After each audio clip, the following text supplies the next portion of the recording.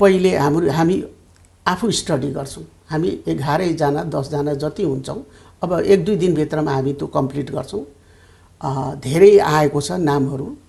हामीले आफैले पनि हाम्रा जति पनि छन् तिनीहरूले धेरै नाम, त्यसबाट सेलेक्सन गर्ने, उहाँहरूलाई सोध्नु पनि त पर्यो, समय दिन सक्नुहुन्छ कि सक्नुहुन्न, हैन, विज्ञता छ कि छैन, त्यो हामीले सोध्नै पर्छ। फेरि समावेशी गर्नुपर्छ। अनि त्यसपछि हामी सल्लाह गर्छौँ।